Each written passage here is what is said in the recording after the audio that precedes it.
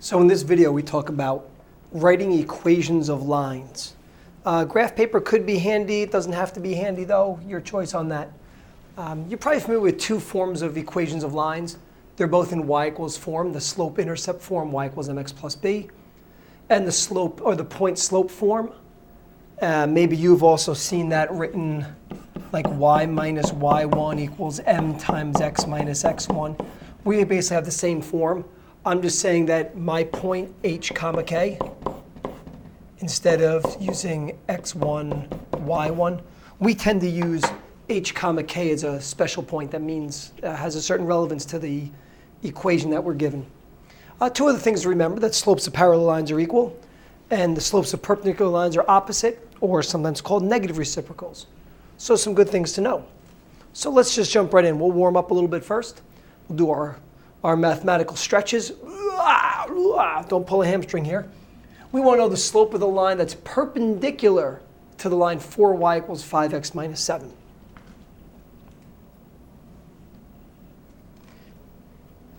So perhaps what you did was you divided by 4. So we're going to get y equals 5/4 x minus 7/4. And I don't really care about the y-intercept. I just want to know the slope. So in this case, the slope is 5/4. So the perpendicular slope is going to be its negative reciprocal, 4/5. Very nice. So now that we're all set with finding slopes of parallel and perpendicular lines, let's jump right in. So let's write the equation of a line that contains this point and has this slope here. Well, I'm going to jump right into my point-slope form of a line. And I'm going to write down that y equals my slope, -1/2. And then I do x subtract the x value of my point. And then I combine it with the y value. And that equation is fine. You don't have to distribute the -1/2 through if you don't want to. You don't need to put it in its slope-intercept form. We can leave it as point-slope. So what's behind the big gray curtain? Let's see. Ba-da-ba-dum. How about you write an equation of a line that's parallel to that line? Ooh, remember, parallel. Slopes are the same. Can you write the equation? You can leave it in slope-intercept form. So how'd you do with y equals? Same slope, right? -1/2. Did you do x subtract -4? And I'll clean that up in a minute. Remember that x subtract -4, you're subtracting a negative. So if you want to just write it as a +4, that's great. That's our equation. If you wanted to distribute the 1/2 through, you could. I don't think I'm going to, though. I think that's fine. Great, so we wrote an equation of the line parallel to that line. Can you write an equation of the line perpendicular to those lines? So what you might remember, let's go back for a second. The slope of that line was -1/2. We're going to need that. So the original slope was -1/2. So see if you can pick the right equation for the perpendicular line.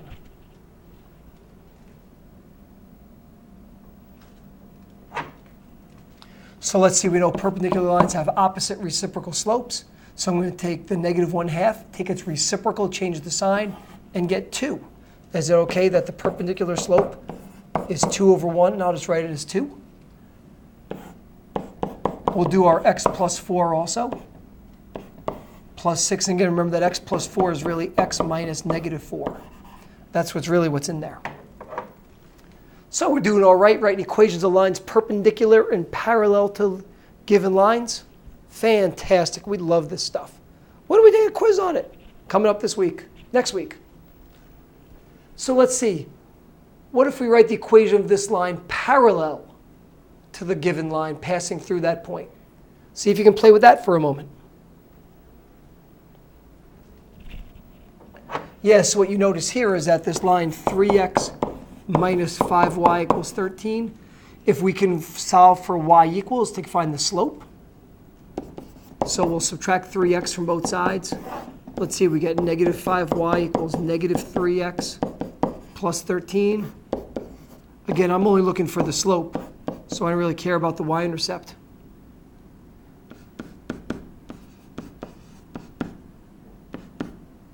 Oops. We'll make it a -13 fits.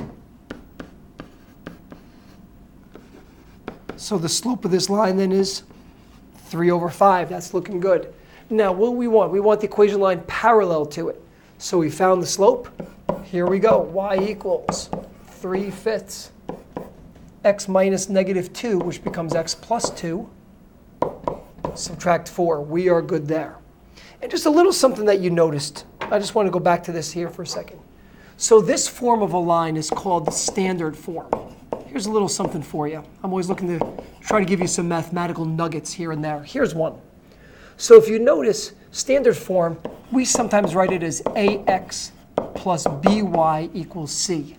So in this case, a is equal to positive 3, b is equal to -5, c is equal to 13. If you notice the slope is really the opposite of the a value over the b value. That might be a little shortcut there. That when you're in standard form, the slope is the opposite of a divided by b. So think about it. The opposite of 3, the a value was -3. -3 divided by the b value, -5. -3 over -5 is positive 3/5. Just something that you might want to see. Otherwise, you can just keep solving for y equals. All right, what else we got? How about the line perpendicular to this line? Okay, I think we're getting pretty good here. Perpendicular lines. See if you can write this equation. So let's see. It's not in the standard form. It's 6x equals 5y minus 7. So what if, I'm going to use my little trick that I did before. If you want to put it in y equals form, you can. I'm going to subtract the 5y to the other side. And I'm going to use that little trick I just showed you, that the slope is equal to the opposite of the a value over the b value. So the slope of this line is 6 over 5. If you don't believe me, put it in y equals form and see. So let's see, if I got my slope, I know my perpendicular slope then is its opposite reciprocal. How about -5/6? So then the equation of the line that's perpendicular to it. And again, don't you love point slope form of a line? I do too. There's my x minus -2, which becomes x plus 2, minus 4. So right now you should feel pretty good about writing equations of lines that are perpendicular and parallel to given lines. But wait, there's more. Check this out for a moment. The equation of the perpendicular bisector of the line segment, given 2 endpoints. So I'm going to think about this algebraically for a minute. So perpendicular, I know that's the opposite reciprocal slope. But think about bisector. If I'm thinking bisector, I need midpoint. So let's find the midpoint of this segment here. So it's midpoint. Let's see, remember the midpoint formula? What you do is you average the x's and average the y's. So I'm going to do -3 plus 6 divided by 2. And then 5 minus 2 over 2. So let's see, -3 plus 6 is 3 over 2. And 5 minus 2 is another 3 over 2. So my midpoint is the point 3 over 2, comma 3 over 2. You can write it as decimals if you want. I'm OK with it. So now let's see. That's going to be the point that's on my line. That's the point that's on the perpendicular bisector. So now what we need to do is we need to find the slope of this given line segment. So let's do our change in y over change in x. 5 minus -2 over -3 minus 6. And that's going to equal 7 over -9. So my perpendicular slope is 9/7. Well, now we got a slope. We got a point. Let's write our equation. Y equals 9 over 7 times x minus 3/2, 1.5, plus 3/2. Either one is cool. So I hope you're gaining a nice appreciation of how easy point slope is and how much slope intercept is sometimes challenging. Well, we got one last one to play with. One last one here. So this goes back to our transformations where point A prime is the image of point A after a line reflection.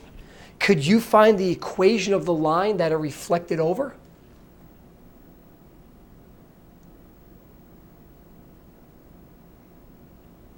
So let's see what we're going to do. If I know that I have an image of a point, it means that that image line, the reflecting line, is the perpendicular bisector. Yeah.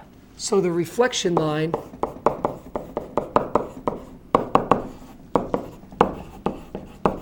is the perpendicular bisector of that segment AA prime. Oh, so it's doing the same thing we did before. Yeah, great. So let's see, let's find the midpoint. The midpoint is at, let's see, -4 plus 8 is 4, divided by 2 is 2. I'll find the average of my x's. 3 minus 3 is 0, divided by 2 is 0. Oh, that's going to be nice. And let's see the slope of segment AA prime. Change in y over change in x. So it's -3 minus 3 over 8 minus -4. That's a -6 over 12, which is -1/2. So my perpendicular slope is 2. So how about the equation y equals 2 times x minus 2 plus 0? Do you want to just leave it as y equals 2 times x minus 2? You could do that. Do you want to leave it as y equals 2x minus 4? You could do that too. So hopefully you've written some good equations of lines, whether they're parallel to, perpendicular to, or even a perpendicular bisector of a segment.